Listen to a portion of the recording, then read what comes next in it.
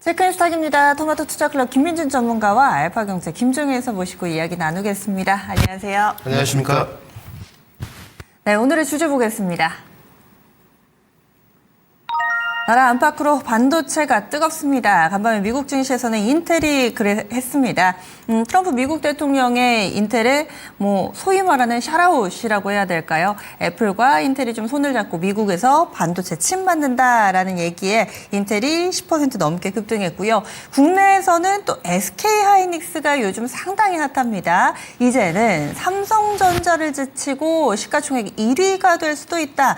이런 염원 섞인 기대의 목소리도 나오고 있는 상황인데 아직 소부장 쪽으로는 낙수 효과가 좀 미진한 상황입니다. 과연 앞으로는 좀 어떻게 될지 이 부분 이야기 나눠보겠습니다. 먼저 김민준 전문가님, 국내에도 어제 선반영했다고 보세요? 아니면은 고스란히 또 반도체 위주로의 오늘 급등세 이어질 수 있을지 어떻게 보세요? 급등세는 이어질 것 같습니다. 이 부분이 불편하긴 한데 다른과 두 가지로 좀 표현해 드리겠습니다. 삼성전자 하이닉스는 그것이 포모이든 저밸류이든 지속적으로 좀 우상향 될 것 같고요. 네, 저희 잠시만 마이크 상태 한 번 더 점검을 하고 김민준 전문가님 의견은 이어서 들어보겠고요. 이사님 의견부터 그러면 들어보겠습니다. 이사님은 반도체 쪽 좀 어떻게 보시나요? 네, 일단 반도체는 아까 뉴스에서도 언급드렸던 것처럼 수급이 밀어올리는 부분도 있고, 그다음에 우리만 지금 가고 있는 게 아니고 글로벌 시장에서 일본, 대만, 우리나라, 맞아요. 미국 다 같이 가고 있는 상황이에요. 그러니까 AI 인프라를 투자하는 쪽 전체가 지금 다 같이 가고 있는 상황이니까 이건 방향성을 우리만 틀 가능성은 낮다고 봐야 되고요.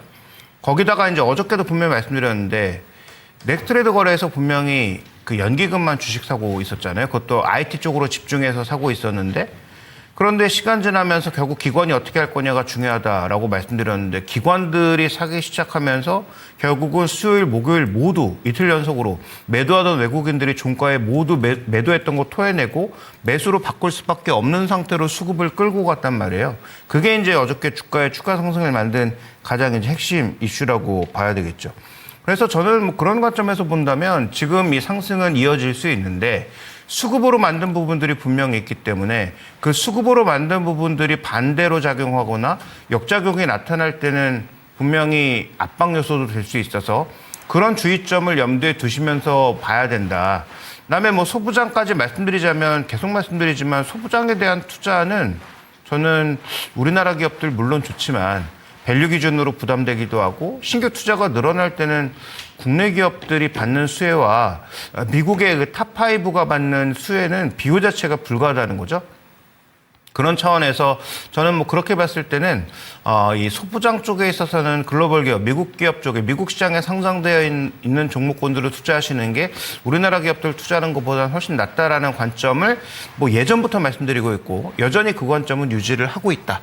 이렇게 좀 말씀을 드리고 싶습니다. 그래서 종합해 보면 반도체 상승은 이어질 것 같지만 신규 매수를 이 가격에서 적극적으로 하기는 어렵고, 기존에 매수하신 분들도 수급적인 변동성이 언제든지 발생할 수 있다는 점 정도는 염두에 두실 필요가 있겠다. 그다음에 아까 이제 박상정 앵커 언급해 주셨던 대로 MSCI 선진국 편입이 만약에 실패하는 것이라면 그와 관련된 기대를 가지고 있던 가지고 있지 않았던 어느 정도의 이제 수급적인 요인이나 환율적인 요인은 둔화될 수 있기 때문에, 만약에 환율이 또 1,530원 넘어서 1,540원, 1,550원 이렇게 올라가면 그와 관련된 부담도 있으니까 그 부분을 좀 종합적으로 살펴보실 필요가 있을 것 같습니다. 네, 그럼 김민준 전문가님 의견 이어서 들어볼게요. 네, 마이크 상태가 좀 오류가 있었습니다. 죄송하다는 말씀 드리고요. 우선 불편한 두 가지의 사실을 좀 말씀드려야 되겠습니다. 첫 번째는 삼성전자 하이닉스의 독주가 좀 더 이어질 것 같다. 밸류에이션 자체에 문제가 없기 때문에 사실상 불편한 진실이라기보다도 수급의 쏠림이 조금은 우려되는 것 같고요. 그 다음에 제 바람. 소부장단으로 계속적으로 수급이 내려오고는 있는데 그것도 좀 제한적입니다. 사실상 특정 종목들만 약간 선단공정 쪽에 흐름이 넘어오는 모습이기 때문에 낙수 효과가 조금은 지난주부터 이어지고 있습니다만은, 지난주부터 그럼에도 불구하고 아직은 좀 부족하기 때문에 빠르게 좀 소부장들이 더 갔으면 하는 바람이 있고, 인텔로 넘어와서 좀 정리를 해드리면, 이사님도 말씀 하셨지만 미국에 있는 주식들이 밸류에이션적으로는 AMD 특정 종목 몇 개를 제외하고는 그렇게 비싸지 않습니다. 솔직히 말씀드려서. 뭐 ASML, AMAT, 마이크론 테크놀로지, 심지어 엔비디아도 내년 밸류에이션을 보게 되면 그렇게 비싼 쪽은 아니거든요. 이 부분은 맞는데 저희가 뭐 미국 주식 투자를 안 하시는 분들이라면 결국은 소부장단 안에서 승부를 지어야 되는데 뭐 최근에 이렇게 길 가다가 이야기를 좀 들어보면 뭐 테스, 뭐 PSK 이런 종목들 많이 하시더라고요. 그런데 분명한 것은 그런 특정 종목들이 소부장단에서 밸류에이션이 싸고 주가의 여력이 상승 여력이 있다고 하지만 피로도가 없는 건 아니거든요. 그래서 저는 조금 더 변형시켜서 더불어 드리고 싶은 말씀은 밸류에이션이 싸나 피로도 측면은 트레이딩 할 때 좀 고려를 하셔야 된다. 쫓아가는 매물에서는 결과물이 좋지 않다는 거 정리를 좀 해드리고 그 다음에 뭐 트럼프의 대놓고 인텔 밀어주기 이런 제가 단어를 좀 봤거든요. 대놓고 밀어주기 뭐 시원하더라고요. 대놓고 밀어주고 있죠. 근데 그 대놓고 밀어준다는 표현이 결국은 미국 제조업 반도체 부흥을 꿈꾼다는 것이기 때문에 결코 나쁘다는 볼 수 없고 뭐 인텔 같은 경우는 사실 주가 반등은 더 이어질 것 같아요. 이제 박스권 상단을 좀 넘어가선 주봉 모습이기 때문에 이어질 것 같고요. 결국은 우리가 국내로 커플링 효과를 보려면 인텔 관련된 종목들도 오늘 뭐 대표적으로 삼성전기, 인텍플럭스 더 갈 수 있느냐. 그 다음에 소부장단에 좀 집중되었던 특정 종목의 낚시 효과가 뭐 좀 이어질 수 있느냐 다른 쪽으로 이 부분이 가장 키워드가 중요할 것 같고요. 결국은 지금은 어떠한 형태로든 그것이 반도체의 대장주건 소부장이건 반도체가 원픽이지 않나 이렇게 좀 전달을 해드려야 될 것 같습니다. 그러면은 한간에 이야기하는 이 SK 하이닉스의 시가총액 1위설 여기에 대해서 전문가님 어떻게 보세요? 뭐 이거는 가능성이 있다고 보세요? 이럴 때 좀 어려운 질문을 이제 또 선배님의 이야기를 먼저 듣는 게 맞는데 저는 불가능하다고 보여집니다. 왜냐하면 주식의 시가총액이 상승하는 것과 사업적으로 돈을 벌고 있는 캐시카우는 다르거든요. 저는 표현할 때 이제 하이닉스가 배추와 무만 파는 기업이기 때문에 조금 더 집중도는 있지만 이것이 시가총액이 약간의 통화정책의 변화가 일어난다면 과연 그렇게 될까?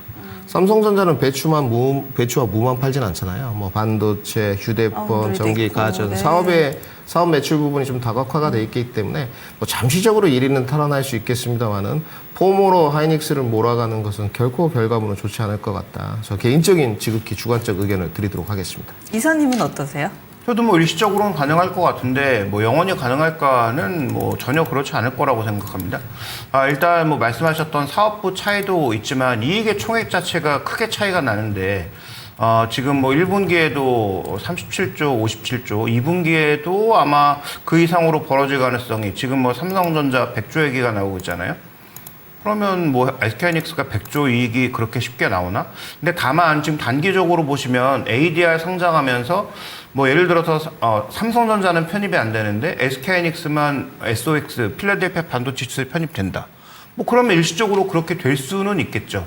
근데 뭐 그게 뭐 얼마나 가겠습니까? 그 다음에 중요한 거는 반도체 종목군들도 3분기부터는 만약에 정말로 삼성전자가 2분기 실적이 90 몇 조에서 뭐 100조가 나오면 3분기에는 QOQ로 얼마나 올라갈까?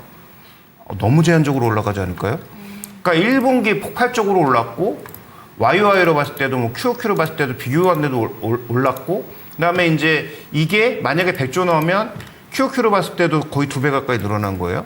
2분기에서 3분기는 10% 늘기 힘들지 않을까요? 전 그렇게 보는데 그렇게 본다면 우리가 이제 반도체에서 가장 중요한 건 이익의 증액 속도인데 그게 예를 들어서 빠르지 않다? 그렇게 보면은 저는 오히려 3분기부터는 두 종목 모두 탄력이 줄어들 개연성도 있는데 그렇게 봤을 때 뭐 하이닉스가 늘어난다? 그건 뭐 하이닉스를 가지고 계신 분들의 일방적인 생각일 것 같습니다. 예, 알겠습니다. 네, 그래서 일시적으로는 약간의 가능성이 있을 수도 있겠지만은 장기적으로 봤을 때는 삼성전자의 또 굳건한 지위가 유지되지 않을까. 어쨌든 두 종목 선의의 경쟁을 하면서 위쪽으로 방향이 잡혀 있다라는 점은 많은 투자자들에게 또 기쁨을 안겨다 주는 소식이죠. 그래서 반도체 일변도에 대한 이야기 오늘 이슈를 좀 다뤄봤습니다. 오늘도 이쪽에 주목해 보시길 바랍니다. 그러면은 개장 얼마 안 남았는데요. 그 사이에 또 주요 뉴스들 어떤 게 나왔을지 보고 오겠습니다. 네, 첫 번째로는 5월 생산자 물가 지표입니다. 지난달까지 9개월 연속 오름세를 이어갔다고 하는데요. 지난 2020년 11월부터 13개월 연속 상승한 이후에 두 번째로 긴 상승 흐름을 보여주고 있습니다. 네, 5월 생산자 물가 지수는 129.81을 기록하면서 전월 대비했을 때 0.8% 올랐는데요. 전년 동월 대비로는 8.5% 상승했습니다. 네, 6월 들어서 국제유가 하락하고 있고요. 또 종전합의 영향이 국제유가에도 영향을 줄 것 같다라는 분석들이 있었는데요. 네, 앞으로 국내 석탄이나 석유 제품들이 거기에 대한 영향들을 받을 것이라고 분석하고 있습니다. 네, 두 번째 소식입니다. 한국거래소가 오는 9월 14일부터 시행하기로 했었던 프리마켓 도입 여부와 관련돼 검토 중인 것으로 전해집니다. 네, 거래소는 오늘 이 주요 증권사 대표들을 소집해서 주식시장, 거래시장 연장과 관련해 간담회를 연다고 하는데요. 이 자리에서 프리마켓 도입 여부 등을 검토할 것인 것으로 알려지고 있습니다. 네, 업계에서는 그간 프리마켓 도입과 관련해서 증권사들의 개발 전산 시스템의 부담이라든지 안정성 우려가 커진 만큼 애프터마켓만 도입할 가능성에 무게가 실리고 있는데요. 특히나 프리마켓은 오전 8시부터 운영되고 있는 대체거래소 넥스트레이드와 시간대가 겹치는 만큼 기술적인 부담이 크다는 지적이 이어져 왔습니다. 네, 세 번째 소식입니다. 1분기 보험사의 건전성 지표를 드러내는 지급 여력 비율이 4개 분기 연속 오르면서 전반적으로 개선됐습니다. 당기순이익과 주가 상승으로 인해서 보험사의 이익이 증가한 영향인데요. 네, 지금 지난 3월 말 보험의 경과 조치 적용 이후에 지급 여력 비율은 216.1%로 전 분기 대비했을 때 3.8%포인트 올랐습니다. 지난해 1분기 200% 밑으로 떨어지며 저점을 찍은 뒤 상승세를 유지하고 있는데요. 주가 상승과 순이익 의 증가로 인해 가용자본이 요구자본의 증가폭을 웃돌게 되면서 지급 여력 비율이 개선된 것으로 분석됩니다.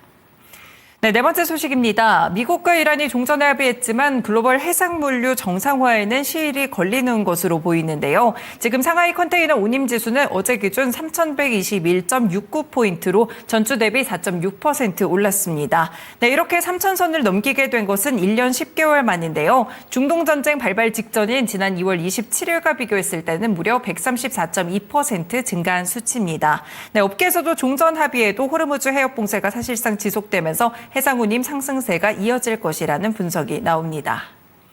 마지막 소식입니다. 두산 로보틱스가 피지컬 AI와 산업용 휴머노이드 솔루션 전문 기업으로 전환하겠다고 선언했습니다. 김민표 두산 로보틱스 대표는 엘리시아 강촌에서 열린 한국인공지능 소프트웨어 산업협회 리더스 포럼에서 이같이 말했는데요. 지난 1년 반 동안 피지컬 AI로 변화하면서 학습과 혁신이 있었다고 강조했습니다.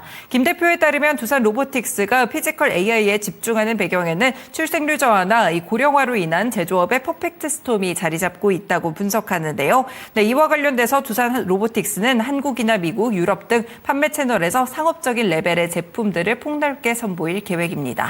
네, 지금까지 프리마켓 뉴스였습니다.